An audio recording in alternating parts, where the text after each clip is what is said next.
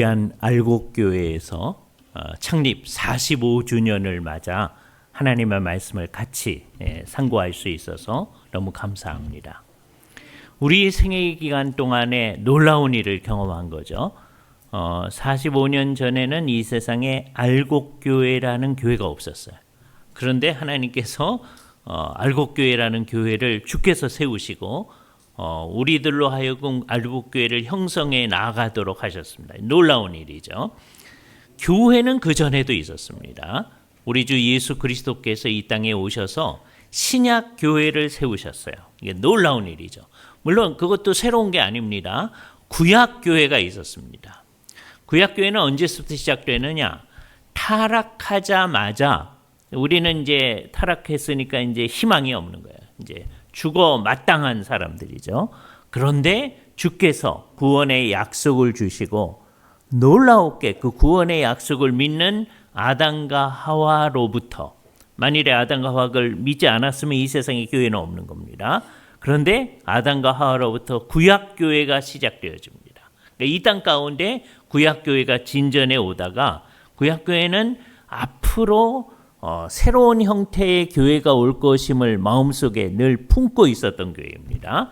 그래서 구약교회와 신약교회는 같은 교회인데 형식이 다릅니다. 구약교회는 하나님 앞에 제사를 해야 하는 교회예요. 앞으로 메시아이신 예수 그리스도께서 오셔서 십자가에 달려 돌아가실 것임을 바라보면서 이제 사람들은 그 의식을 못 가지고 하는 경우도 많았지만 늘 제사를 하는 교회였습니다. 드디어 우리 주 예수 그리스도께서 오셔서 이 땅 가운데 신약교회를 이루시고 이제 더 이상 제사하지 아니하는 교회를 세우셨어요.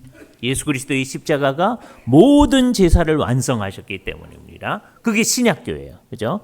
그 신약교회가 예루살렘에서 이제 예수를 믿는 사람들이 시작되어졌던 거예요.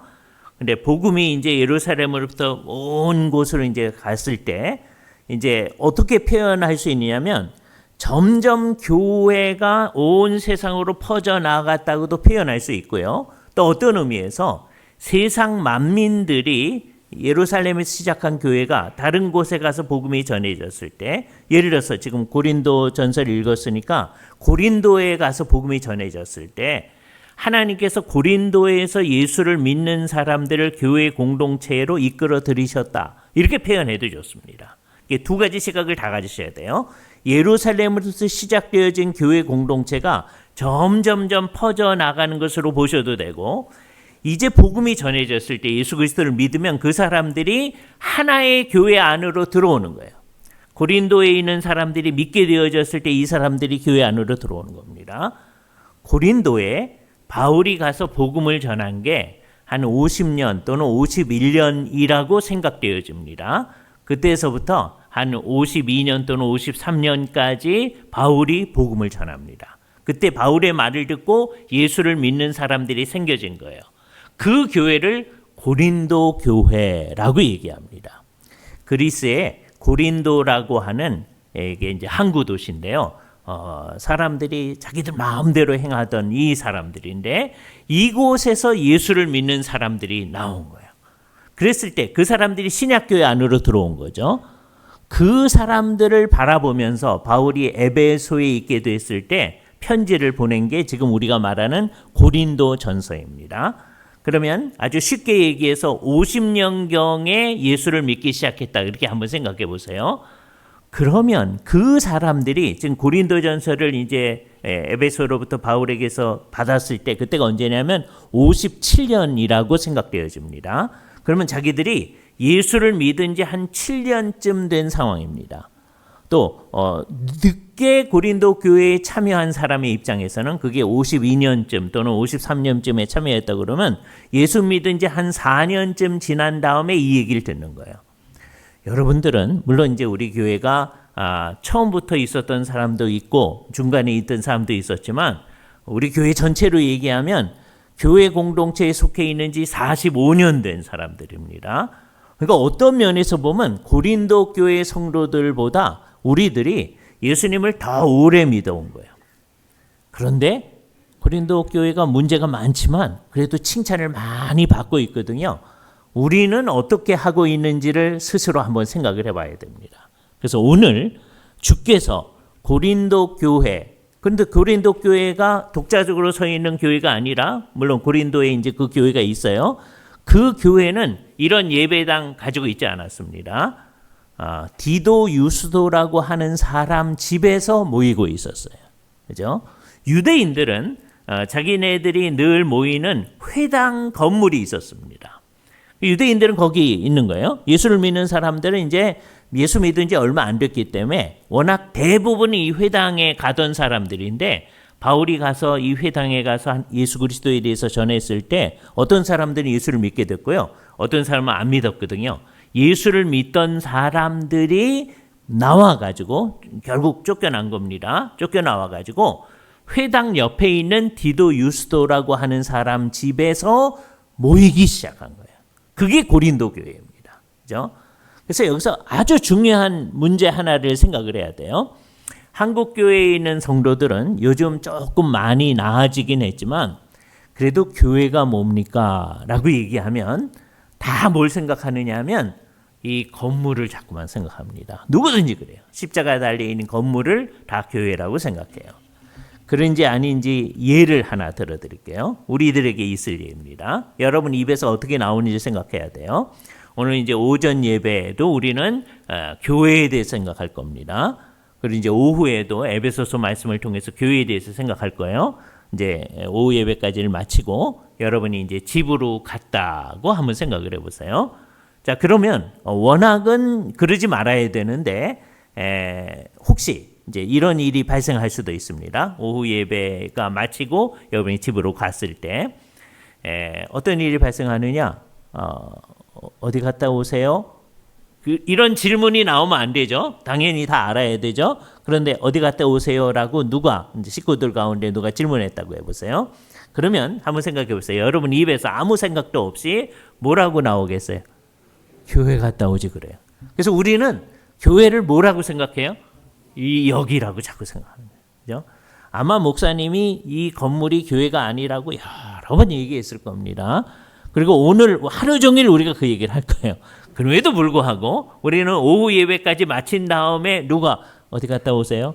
그러면 또 이제 가는 길에 누가 어디 갔다 오시는 거예요? 그러면 교회 갔다 옵니다. 주일이니까. 한국 교회 대부분이 그렇게 얘기합니다. 그죠? 요게 사실은 정말 이상한 거예요. 교회는 뭐냐라고 하는 것을 분명해야 돼요. 오늘 고린도전서 이 이제 12장 말씀을 중심으로 생각할 건데 여기 뭘 끼워 놓으시고 주보를 좀 끼워 놓으세요. 고린도전서 1장을 한번 가보세요. 1장에 보면 교회가 무엇인지가 아주 분명하게 얘기되어집니다. 1장 1절 하나님의 뜻을 따라 그리스도 예수의 사도로 부르심을 받은 바울과 그리고 형제 소스데네라는 사람이 아마 바울의 대필자 역할을 하고 있는 것 같아요. 그래서 바울은 대개 편지를 쓰게 할 때 그냥 바울이 불러줍니다. 그러니까 자기가 생각하는 바를 말해요. 그러면 대필자가 쭉 씁니다. 그리고 맨 마지막에 바울이 펜을 잡고 맨 마지막에 고린도전서 16장에 보면 맨 마지막에 내가 이렇게 친필로 쓴 것을 보라 그렇게 얘기해요. 그죠? 그래서 만일에 원본을 우리가 확보할 수가 있다면 원본 없습니다. 지금은 없어졌어요. 원본을 찾는다면 어떻게 돼 있을 거냐? 1장 1절서부터 1장 1절이라는 건 나중에 우리가 갖다 붙인 거예요. 나중에 찾기 쉽게 하기 위해서. 그다음에 16장 저 뒷부분에 이르기까지 다 소스데네의 필체로 돼 있습니다. 말하는 건 누가 말해요? 바울이 말해요. 그죠? 근데 쓰는 건 누가 써요? 소스데네가 쓰고 있어요. 그러다가 16장 더 뒷부분에 보면 바울이 이제 펜을 잡고 씁니다. 그죠? 그런데 대개 이제 갈라디아서에 있는 말을 같은 걸 볼 때 내가 이렇게 큰 글자로 쓴 것을 보라. 뭐 이렇게 얘기해요. 그러니까 맨 마지막 부분엔 바울이 자기가 큰 글씨로 쓰고 있는 것이다. 라고 생각합니다. 되게 어떤 분들이 글을 쓸 때 큰 글씨로 쓸까요? 자기가 잘 안 보이는 사람. 그죠? 그 사람이 큰 글씨로 씁니다. 그죠? 예. 저희가 잘 보이는 사람들은 이 젊은 사람들 가운데 정말 깨알 같은 글씨로 이렇게 쓰시는 분들이 있거든요. 어르신들은 그거 보면 이거 알아볼 수도 없는 거예요. 그죠? 예. 어르신들은 성경책도 소위 큰 글자 성경, 요즘은 그런 거 많이 보시게 되죠. 그게 어쩔 수 없는 겁니다. 그렇죠? 예. 우리들이 이제 바울이 큰 글자로 썼다는 게 바울이 아마 눈이 나빴던 것 같습니다. 예, 바울에게 있었던 병이 있다 그렇게 얘기하는데 그 중에 뭐 여러 가지 축지축을 해요. 근데 어떤 사람은 그게 안질이다 그렇게 보시는 분도 있어요. 그게 그런지 아닌지 모릅니다. 하늘에 가서 여쭤보셔야 돼요. 예, 그런데 아마 그게 문제였다면 바울은 이제 큰 글씨로 맨 마지막에 썼을 거다. 그다음에 그러니까 1장 1절은 누가 쓰는가 하는 걸 얘기해 주잖아요. 2절은 누구에게 쓰는가 하는 걸 얘기해 줍니다. 고린도에 있는 하나님의 교회에 쓰고 있어요. 그런데 그 당시 고린도에 이런 건물 한 채도 없었다니까요. 예? 예수 믿는 사람들이 이런 건물 지어놓고 있지 않았다니까요. 그러면 하나님의 교회가 뭔가는 것을 그 다음에 있는 말로부터 알 수 있는데 뭐라 그럽니까? 곧 그리스도 예수 안에서 거룩하여지고 성도라 부르심을 입은 자들, 그들에게 편지한다. 오늘 첫 번째 여러분 마음속에 딱 새겨야 될 것은 교회란 뭔가? 교회는 그리스도 예수 안에서 거룩하여지고 성도라 부르심을 입은 자들이다. 그죠? 그게 누구예요? 우리네요. 그래서 우리가 뭐라고 얘기해야 돼요? 우리가 교회다. 그래야 돼요. 예? 이 세상에 우리가 교회라는 교회가 있습니다. 예? 개척교회인데요. 제가 섬기는 교회가 언약교회인데 언약교회 예배당을 빌려가지고 주일 아침 9시에 모이는 교회가 있어요. 교회 이름이 우리가 교회라는 교회입니다. 그렇죠? 좋은 의미를 잘 나타내는 거죠. 그렇죠? 열 몇 명 모이는데 개척한 교회예요. 올해 시작한 교회입니다. 그런데 열심히 모이고 있습니다. 이 정신을 가지고 있는 거죠. 우리들이 교회다. 근데 그 우리들이 어떤 사람이에요? 예수 그리스도 안에서 거룩하다 함을 입고 이걸 믿어야 돼요. 이걸 안 믿으면 안 됩니다. 그러니까 우리가 예수를 진짜로 믿는다면 이 가운데서 예수를 안 믿는 사람이 있을 수도 있어요. 그 사람은 오늘이라도 예수를 믿어야 됩니다. 내가 믿으면 주께서 뭐라 그러냐면 너는 거룩한 자이다 그러거든요. 아이 나한테 거룩한 자라고 그러지 마세요. 이러시면 안 돼요. 그걸 믿음으로 받아들이셔야 됩니다. 그렇죠? 예, 여러분이 아멘 하셨는데 그렇습니다. 옳습니다. 나는 부족하지만 주께서 나를 거룩한 자라고 하시니 그걸 믿습니다. 우리가 거룩한 것은 누구 때문에 거룩한 거냐면 우리를 위해서 십자가에 달려 돌아가시고 온전하신 의를 가지신 그의 생애 동안에 하나님의 뜻을 다 이루셨거든요.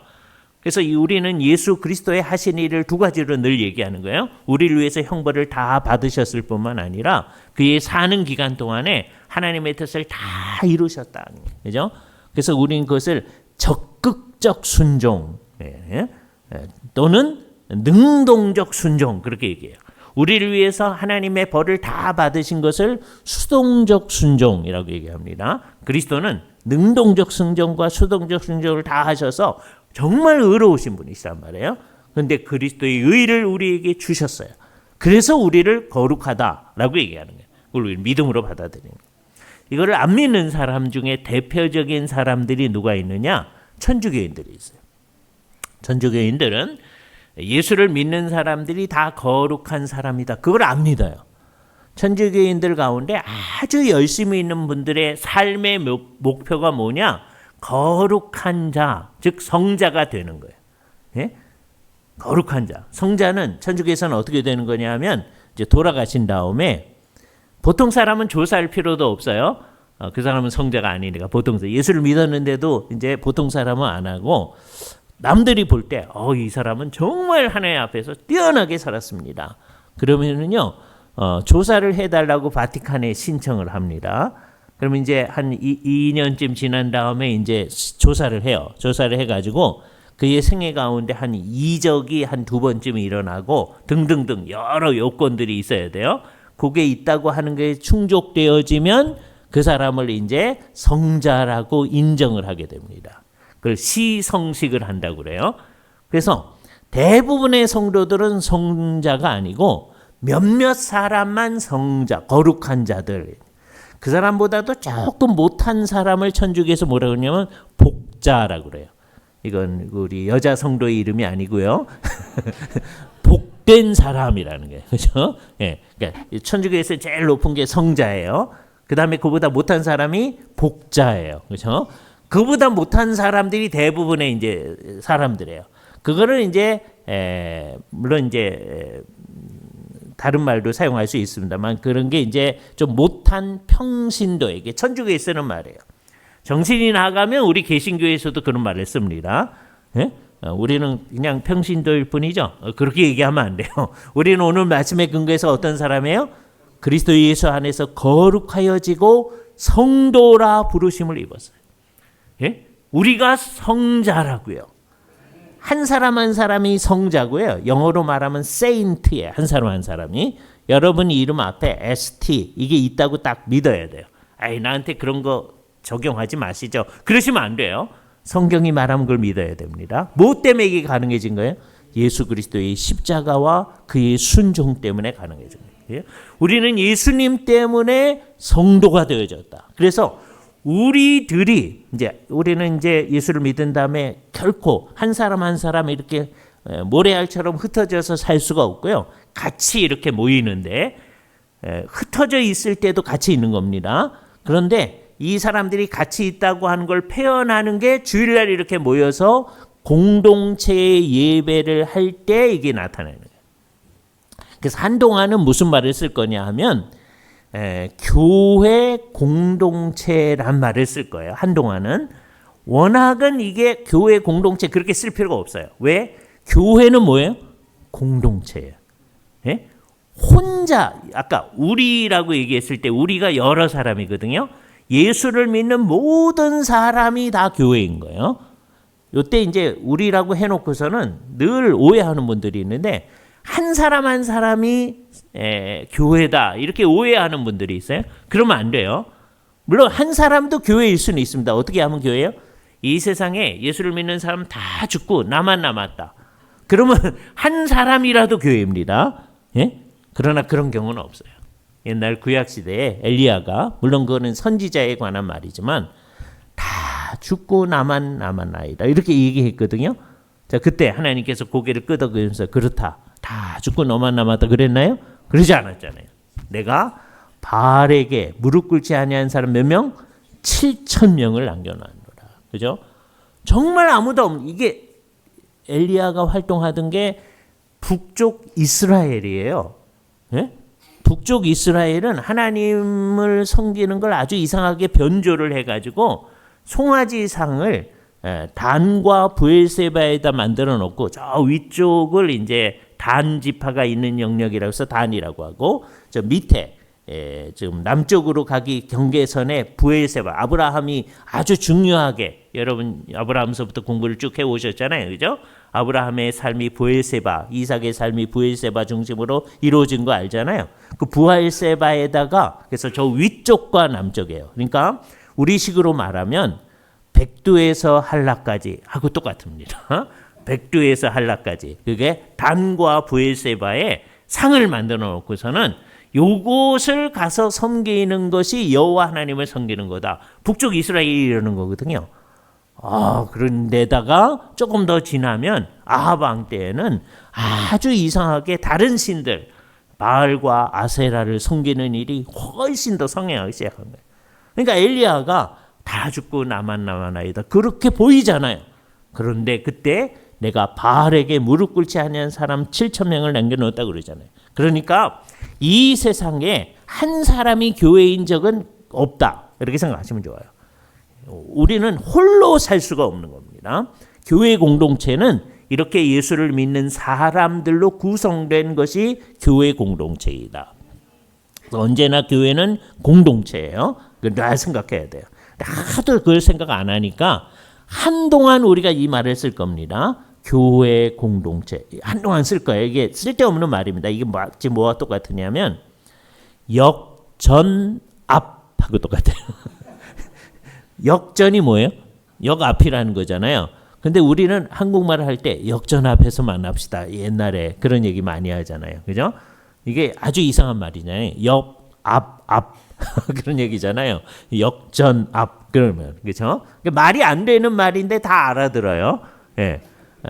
그런데 우리가 이제 사실 엄밀하게 말하면 그런 말 안 써야 되죠. 교회 공동체란 말도 마찬가지입니다. 교회란 뭐예요? 예수를 믿는 그 사람들이 교회예요. 그러니까 교회 자체가 뭐예요? 공동체예요. 근데 하도 그렇게 생각 안 하니까 교회 그러면 한국 사람 자꾸 뭐 생각한다고요? 이 건물 생각하니까 그렇죠? 그래서 조금 제대로 생각한다고 하는 분들이 교회는 이 건물인데 사실 진짜 교회는 여기 있는 사람들이다. 조금 괜찮게 생각한다는 분이 그런 거예요. 아니에요. 이 건물은요 교회가 아니에요. 이 건물은 뭐예요? 교회의 건물이죠. 예? 교회의 건물. 그 교회의 건물을 처치 빌딩이라고 얘기할 수 있어요. 그 교회의 건물을 우리는 교회당이라고 얘기하죠. 근데 주로 예배를 하니까 예배당 그러죠. 여기는 예배당이에요. 교회당이에요. 그렇죠? 예. 거기에 뭐가 모이는 거예요? 교회가 모이는 거죠. 알곡교회는 뭐예요? 우리들이에요. 여러분 알곡교회 그럴 때 이 건물 생각하지 마셔야 돼요. 알곡교회는 누구예요? 우리다 하는 거예요. 예? 우리들이 주일날 11시가 되면 알곡교회가 이 건물에 모이는 거예요. 그죠? 그랬다가 주일 오후 2시 30분이 되면 다시 알곡교회가 주일 두 번째 예배를 주 앞에 드리기 위해서 여기서 모이는 겁니다. 그죠? 알곡교회는 누구예요? 우리예요. 요거 의식이 딱 해야 됩니다. 예수 그리스도 안에서 거룩하여지고 성도라 부르심을 입은 자들이다. 요 생각을 하면서 오늘 얘기를 들어야 돼요. 자, 그런데 우리가 어떻게 교회 공동체를 형성하게 되어졌느냐? 12장 13절 말씀 마음속에 딱 보시기 바랍니다. 성경 가운데서 제일 안 믿는 구절이 이 구절이에요. 다 믿는다고 그러는데 잘 안 믿어요. 12장 13절. 우리가 유대인이나 헬라인이나 고린도 교회이기 때문에 그렇게 얘기하는 겁니다. 고린도 교회 구성원들이 어떤 사람들은 유대인이고 소수예요. 그다음에 헬라인. 고린도 사회가 헬라 사회, 그리스 사회니까 그리스 사람들 가운데서 예수를 믿는 사람들이 있어진 거잖아요. 그죠? 근데 그렇게만 구성된 것이 아니라 사회 구성원으로 보면 그 당시에 종인 사람도 예수를 믿는 사람이 있고 종이 아닌 사람이 자유인이에요. 자유인도 예수를 믿는 사람이 있어요. 그죠? 그 누구든지. 거기에 뭐든지 다 얘기해도 좋아요. 남자나 여자나 다. 그 다음에 이제 중요한 말. 다 한 성령으로 세례를 받아 한 몸이 되어졌고. 요거 마음속에 딱. 우리가 한 몸이 되어진 거예요. 그 몸이 누구의 몸이에요? 그리스도의 몸이에요. 그렇죠? 그리스도의 몸이라고 하는 아주 독특한 개념에 우리가 직면했습니다. 그리스도의 몸은 예수님이 이 땅에 계실 때 몸을 가지셨어요. 아까 여러분들이 대요리 문답 37문 읽었습니다. 그때 예수 그리스도는 어떻게 사람이 되셨어요? 참된 몸과 이성적인 영혼을 취하여 사람이 되어졌다. 그리스도의 인성을 얘기할 때 뭘 얘기해요? 몸과 참된 몸과 합리적인 이성적인 영혼 요 두 가지가 합쳐져서 인간성을 이룬 거예요. 우리도 마찬가지예요. 우리 몸이 있죠. 이 몸 안에서 뭐가 지금 활동하고 있어요? 합리적 영혼이 활동하고 있어요. 그렇죠? 네. 이 두 가지 요소가 합쳐져서 그 영혼이 어떻게 움직이는지 잘 몰라요. 영혼이 어떻게 생겼어요? 네? 안 생겼어요. 안 생겼다는 말은 없다는 게 아닙니다. 네? 몸은 생겼죠, 이렇게. 눈, 코, 입, 손발. 이건 몸의 형태예요. 그 안에 영혼이 있습니다. 우리가 그러듯이 예수님도 그런 거예요. 그죠? 그때 그 몸을 예수 그리스도의 물리적인 몸이라고 그래요. 그 물리적인 몸, 그 예수님의 물리적 몸 안에 뭐가 있어요? 영혼이 있어요. 예수님의 영혼. 또 뭐가 있어요? 신성이 있으세요. 물론 예수님의 신성은 예수님의 몸 안에 갇혀 있지 않아요. 예수님이 갈릴리 해변, 여기를 갈릴리 해변이라고 해봅시다. 우리 최 목사님을 이제 예수님이라고 잠깐 생각해 보세요. 그러면 최 목사님이 있는데 오늘 잠깐 예수님이라고 했으니까 최 목사님이 있는데 예수님의 신성이 있겠죠. 그러나 예수님의 신성은 인성 속에 갇혀 있지 않잖아요. 그래서 그 신성은 인성 바깥에서도 활동하시는 거죠. 그렇잖아요. 그러니까 예수님의 신성은 하늘에도 계시죠. 하늘 보좌를 떠나 오셨지만 동시에 하늘에도 계시는 거예요. 그렇죠? 그리고 그때 어디에서나 신성은 같이 있습니다. 그런데 예수님의 몸 안에도 계시죠. 이 독특성을 같이 생각하셔야 돼요. 그죠? 그 예수님의 몸을 생각해야 됩니다. 예수님의 몸을 가지고 예수님께서 죽으셨죠. 만일에 예수님이 몸을 취하고 인간의 영혼을 안 취했으면 죽으실 수 없어요. 하나님은 안 죽으시거든요. 그런데 인간성을 취하셨으니까 예수님이 십자가에서 죽으실 수 있는 거예요. 예? 그래서 우리의 구속이 일어난 겁니다. 예수님이 우리를 대신해서 죽었으니까. 우리가 죽으면 몸과 영혼이 분리되잖아요. 지금은 여러분들이 몸과 영혼이 하나로 있습니다. 그죠? 만일에 여기 몸은 와 계시는데 영혼은 딴 데 가서 헤매고 계시면 안 돼요. 이 말을 잘 들어야 되는 거예요. 그죠? 이 자리에 몸이 있으면 영혼도 여기 같이 있어야 되죠. 그죠? 이거 같이 있는 거예요. 그런데 죽으면 어떻게 되느냐? 우리의 몸과 영혼이 딱 분리가 되죠. 그죠? 그래서 예수님께서 이제 딱 몸과 영혼이 분리되어지죠. 그게 죽는 거예요. 우리를 위해서 그렇게 죽어주셨다. 그죠? 그래서 예수님이 나중에 부활하신 다음에 하늘로 그 몸과 영혼이 같이 가셨어요. 예수의 몸은, 물리적인 몸은 지금 하늘에 계십니다. 그러다가 그곳으로부터 우리들을 심판하고 이 세상을 새롭게 하기 위해서 다시 오실 것입니다. 그의 몸을 가지고 다시 오실 거예요. 우리가 그걸 믿는 거예요. 그죠? 지금은 어디 계세요? 하늘에 계세요. 자, 근데 예수님은 그 물리적인 몸은 지금 하늘에 있습니다. 그런데 이 땅 가운데 뭘 세우셨느냐? 그리스도의 영적인 몸을 세우신 거예요. 그게 뭐예요? 교회 공동체. 이게 예루살렘에서 시작되어졌던 거죠. 그리스도의 영적인 몸에 지금 고린도 교회에 있는 몇몇 사람들이 그 안으로 들어간 거예요. 그 사람들이 그리스도의 교회 공동체를 형성하게 된 겁니다. 또 45년 전에 한국 땅에 알곡교회라고 하는 곳으로 우리가 들어온 거예요. 예? 중간중간에 더 들어왔지만 알곡교회라는 안으로 들어온 거예요. 근데 그게 그리스도의 몸된 교회 안으로 들어온 거예요. 그죠? 요거를 잘 생각해야 돼요. 우리가 교회 공동체인데 우리가 그리스도의 영적인 몸을 형성하게 되어졌다. 그런데 어떻게 해서 이 일이 이루어졌다고요? 오늘 본문 13절 뭐라고 얘기합니까? 한 성령으로 세례를 받아 한 몸이 되어졌다. 이거를 정말 안 믿습니다. 한국교회 성도들이. 내가 그리스도의 몸을 구성하게 돼 있어요. 즉 우리가 교회예요. 그거까지는 이제 설득하면 믿어요. 그럼 그 다음에 내가 교회라고 하는 것이 이루어지기 위해서는 무슨 일이 먼저 일어나는 거예요?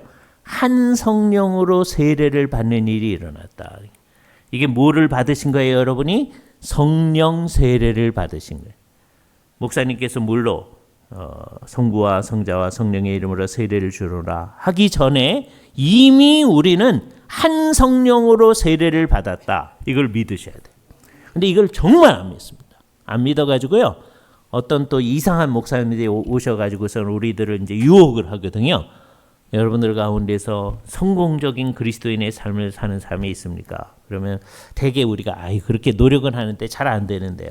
그럼 제가 비법을 알려줄 겁니다. 그러면서 성령으로 세례를 받아야 된다고 얘기하면 그런가? 우리한테 성령의 세례가 있어야 되나? 이렇게 생각하는 거예요. 그럴 때 우리는 이 말씀을 기억해야 돼요. 내가 예수를 진짜로 믿는, 가짜로 믿는 사람들, 그냥 예배당에 출석하긴 하지만 안 믿는 사람들은 성령 세례 안 받은 겁니다. 그러나 예수를 진짜로 믿는 사람들은 이 말씀을 믿어야 돼요. 우리는 어떻게 교회 공동체를 형성하게 됐어요? 한 성령으로 세례를 받아 한 몸을 이루게 됐다. 그죠? 물론 여기 예수를 진짜로 안 믿는 사람은 안 포함되는 거예요. 진짜로 믿는 사람들은 이 말을 믿어야 됩니다. 내가 뭘 느끼기도 전에 이제 어떻게 됐어요? 나는 한 성령으로 세례를 받았다. 모든 사람이 그런 거예요. 그걸 분명히 하기 위해서 바울이 그 뒤에 무슨 말을 붙였어요? 한 성령을 마시웠느니라. 그렇게 얘기했죠. 여기서 오해를 하면 안 됩니다. 자, 제가 여기서 일부를 먹을 겁니다. 목말라서 먹는 거 아니에요. 요 안에 뭐가 있어요? 물이 있죠. 그렇죠?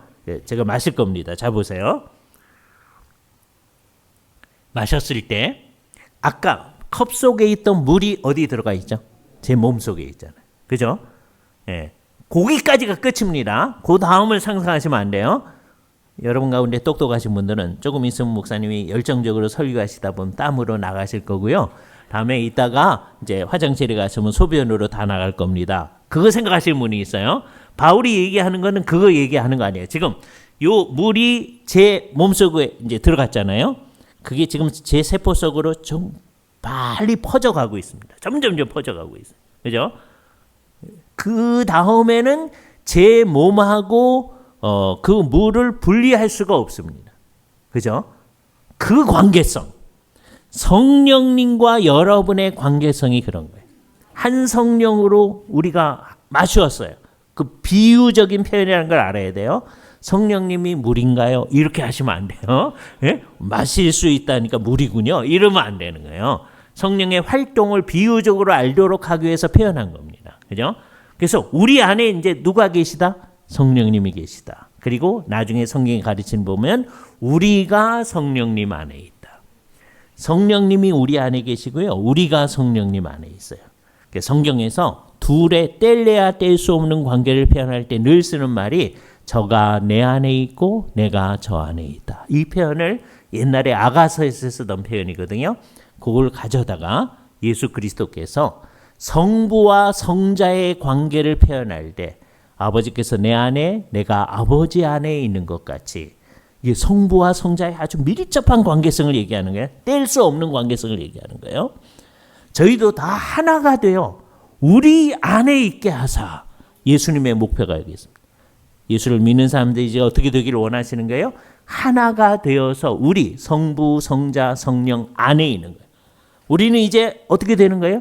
성부, 성자, 성령 안에 있는 사람들이에요. 예? 그러니까 성령님이 우리 안에 있을 뿐만 아니라 우리가 성령님 안에 있는 거예요. 이거를 한 번도 잊어버리지 아니하고 살아가는 게 이제 예수 믿는 사람으로 사는 겁니다. 그죠? 자, 그런데 오늘은 이제 교회에 대해서 얘기할 거니까 그때 우리가 하지 말아야 할 일 두 가지 그리고 해야 할 일 한 가지 이게 오늘 아침에 우리가 나누려고 하는 말씀입니다. 본문을 보면 이렇게 한 몸이 되어 그리스도의 교회 공동체를 형성한 우리들이 하지 말아야 할 일 두 가지를 얘기하고 있습니다. 첫 번째 하지 말아야 할 일은 뭐래요? 15절을 보시기 바랍니다. 예를 들어서 발이 이르되 나는 손이 아니니 몸에 붙지 아니하였다 할지라도 이로써 몸에 붙지 아니한 것이 아니요. 다음에 16절인데 저를 보시기 바랍니다. 귀가 얘기합니다. 귀는 이 바깥에 있잖아요. 귀가 안에 있는 눈한테 얘기해요. 누나, 넌 몸 안에 있지? 난 바깥에 있단다.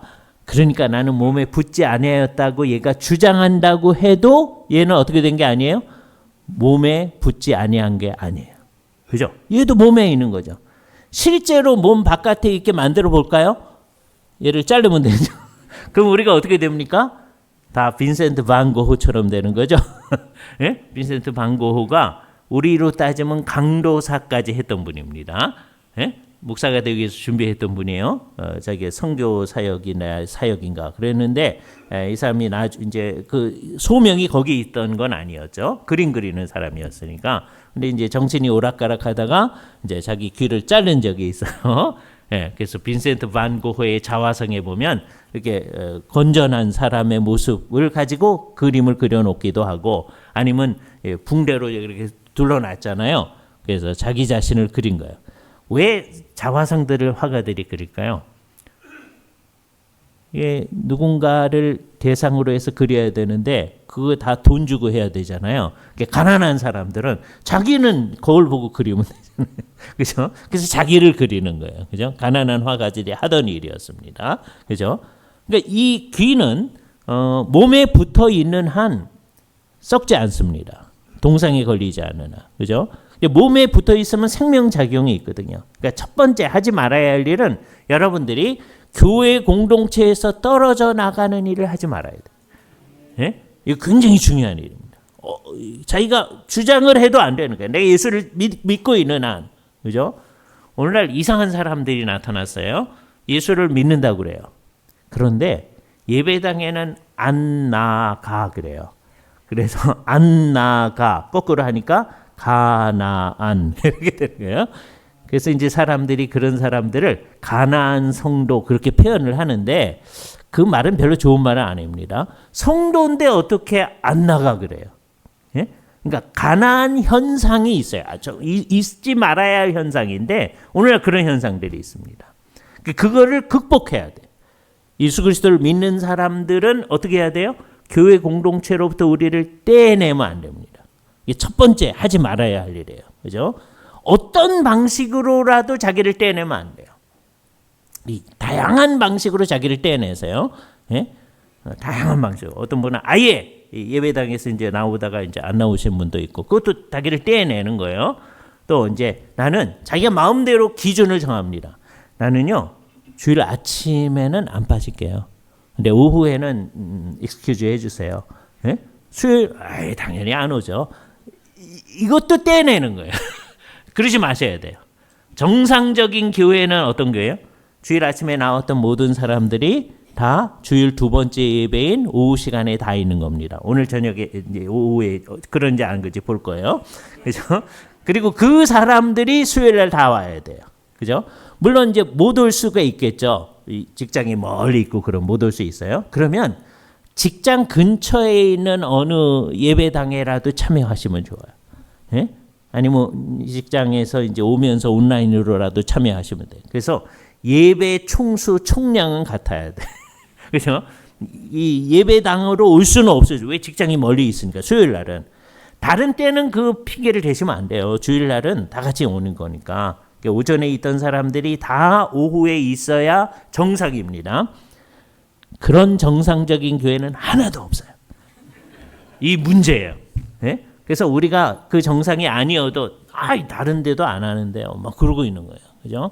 여기 커다란 문제입니다. 이건 우리나라만의 문제가 아니에요. 서구에도 커다란 문제예요. 그래서 이제 서구에는 이제 이게 두 가지 현상이 나타나는데, 하나는 지금 우리나라처럼 주일 아침에 오던 사람들이 중에 몇 퍼센트만 주일 두 번째 예배에 참여하는 이 현상이 나타나요. 그죠? 더 나아가면 주일 두 번째 예배가 없어집니다. 없어져요. 주일에 한 번만 해요. 예? 왜? 해봤자 안 오니까. 예? 그래서 맨 처음에는 이제 하다가 이제 안 되니까 이제 서구 사람들이 어떻게 하느냐 하면, 맨 처음에는 주일 되게 저녁 예배를 하는데, 주일 저녁이 되게 서구에는 유럽 사람들 생각할 때는 겨울 같은 때는 4시면 껌껌해지거든요. 그러면은 오기가 싫을 거 아니에요. 옛날에는 그럴 때도 열심히 모였었어요. 예? 주일 저녁에 뭐 6시에 모이든지 더 늦게 모이든지 다 이제 겨울에도 다 이제 모였었는데, 세월이 한참 지나니까 이제 껌껌하고 그러니까 모이질 않는 거예요. 그죠? 그러니까 이제 한 달에 한 번만 주일 저녁에 예배를. 또 이제 더 한참 지나가면 그 마을 전체에 있는 사람 중에 이제 교회들이 연합을 해가지고 한 달에 한 번 그냥 모여요. 그래도 요만치 모여요. 마을 전체가 모이는데도. 예? 그 마을 전체 예배당이 여러 대인데도. 예? 그러다가 그 다음에 이제 안 하는 거죠. 자, 여러분이 그렇게 만들고 싶습니까? 지금 한국교회는 그걸 향해서 막 가고 있어요. 지금 점점점 주일 아침 있었던 사람 중에 이제 큰 예배당은 한 10% 주일 저녁 예배나 오후 예배에 있습니다. 작은 예배당은 50%에서 7, 80% 이렇게 왔다 갔다 해요. 우리는 어떤지 모르겠어요. 그래서 이것도 우리를 떼내는 거예요. 예? 그러니까 어떤 방식으로도 떼내면 안 됩니다. 그죠? 요번에는 우리 이 수련회를 이렇게 주일날 하니까 별 문제가 없는데, 다른 때 수련회를 주일날 아닌 날 했다고 해보세요. 목사님이 이제 몇 주 전부터 광고하겠죠. 요 날, 주일날 아닌 날 우리가 무슨 모임을 가지는데 여러분이 기억하셔서 이제 참석하셔야 됩니다. 그러잖아요. 그럼 여러분 이제 똑똑한 사람들이니까 내가 스케줄이 없으면 참여할 거고요. 스케줄이 있으면 못합니다. 그냥 머릿속에 생각해 놓고 다음에 이제 목사님이 얘기한 시간에 이제 다이어리를 딱 펴서 보는 거예요. 봤더니 스케줄이 없어. 그럼 똑똑한 사람들은 그 자리에서 스케줄을 만들죠. 예. 그래가지고 목사님한테 제가 이게 없었으면 참여하려고 그랬는데요. 스케줄이 있어서 못 참여하겠습니다. 점잖게 얘기하시죠. 그것도 떼내는 거예요. 그러니까 다양한 방식으로 떼낼 수가 있어요. 그러니까 우리는 자 앞으로 무슨 방식으로든지 교회 공동체로부터 나를 떼내는 일을 하지 말아야 된다. 요거 우리에게 분명해야 됩니다. 그죠? 여러분들 가운데 신앙이 조금 있으면은요, 예수님이 없으면 나는 살 수 없습니다. 하나님이 없으면 나는 살 수 없습니다. 요 고백은 해요. 그거 없을 때 내가 신앙이 있나? 그 생각은 해봐야 돼요. 예? 그러니까 그런 분도 믿는 겁니다. 그 마음이 없으면 안 믿는 거다 그러지 마세요. 그런데 그게 정상이 되면 어떻게 돼요? 예수님 없으면 나는 살 수 없습니다. 하나님 없으면 살 수 없다. 여기까지 가야 돼요. 그런데 그 고백을 하는 사람들 중에 상당수는 교회 공동체가 없어도 나는 뭐 신앙생활 할 수 있을 것 같다고 생각하는 분들 되게 많아요. 그거 안 돼요. 진짜 신앙은 하나님이 없으면 안 된다. 그러는 사람은 누가 없으면 안 돼요? 교회 공동체가 없으면 안 돼요. 그죠? 칼빈 선생님의 유명한 말 기억하세요? 예? 교회를 어머니로 모시고 있지 않은 사람은 하나님을 아버지로 모신 사람이 아닙니다. 이게 얼마나 모든 것을 꿰뚫어 보는 칼빈의 정확한 말이에요. 교회 공동체를 어머니로 모시고 사는 거예요. 우리는 그 안에서 태어났고요. 그 안에서 자라나고요. 그 안에서 죽을 거예요. 그래서 교회는 우리의 어머니예요. 성경에 그 말은 없어요. 그러나 그 함의는 있기 때문에 그 말씀 따라서 초대교회로부터 늘 교회는 우리들의 어머니다. 그 생각했어요. 그죠? 언제나 어머니인 교회 안에서 우리가 살아나야 됩니다. 오늘 이제 태어나서 처음 온 아기가 있었어요. 그 아기가 이제 평생 교회 안에서 자라나야 됩니다. 그죠? 애들이 막 여기서 뛰어놀아야 돼요. 그죠? 어떤 때는 예배 시간에 막 뛰어다닐 수도 있어요. 뭐라 그러지 마세요. 조금 지나면 걔네들 뛰어다니라고 그래도 안 뛰어다녀요. 그죠? 예, 그런 애들이 많을수록 좋은 겁니다. 그죠? 예, 우리들이 그걸 생각해야 돼요. 그래서 우리는 교회 안에서 있어야 돼요. 교회로부터 우리를 떼어내는 일을 하지 말아야 돼요. 그죠? 이제 두 번째 하지 말아야 할 일. 근데 이 두 번째 하지 말아야 할 일은 더 무서운 일입니다. 예를 들자면 21절 말씀이에요. 눈이 손더러 내가 너를 쓸데없다 하거나 또는 머리가 발더러 내가 너를 쓸데없다 하거나 하지 못하리라. 이번에 어떻게 하는 거예요? 다른 지체를 향해서 쓸데없어요. 아까는 자기를 떼어냈잖아요. 그거 못된 일이에요. 하면 안 되는 일이에요. 다른 사람한테 당신 쓸데없어요. 이렇게 얘기하는 거예요. 우리가 그렇게 얘기는 안 하죠. 말은 안 하는데 그런 인상을 풍기죠. 그죠? 아주 심각해지면 그 얘기를 하는 사람도 있어요. 예? 그거 있을 수 있는 일이 아니다. 그죠? 대개 누구한테 당신은 쓸 수 없어요. 그러겠어요.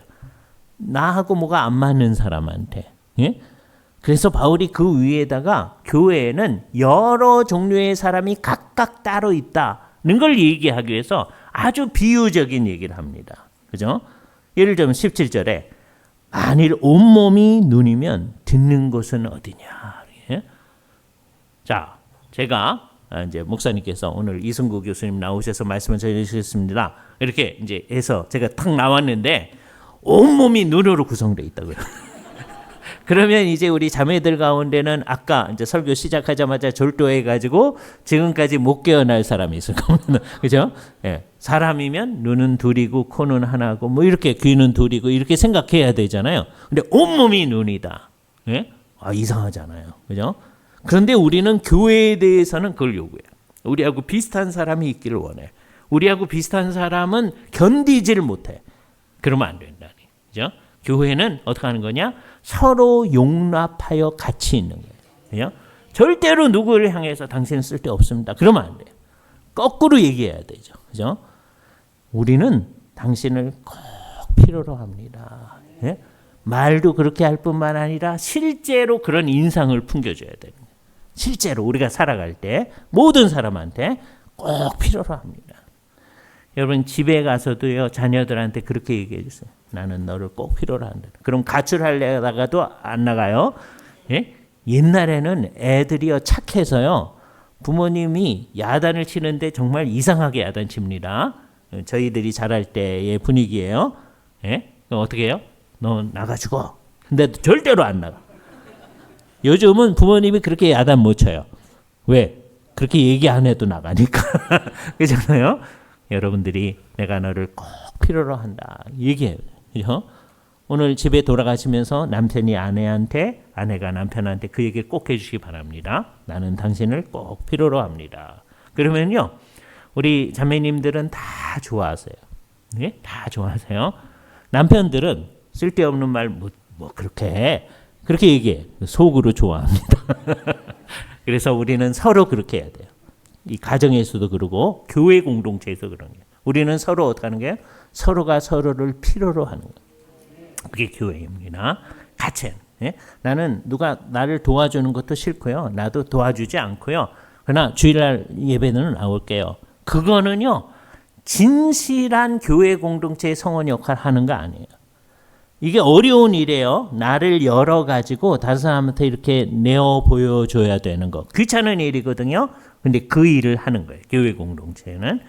서로 같이 관여해야 되는 거예요. 내일에 간섭하지 마세요. 지금 다 그러고 있거든요. 우리 한국 사회가 점점점 그런 사회입니다.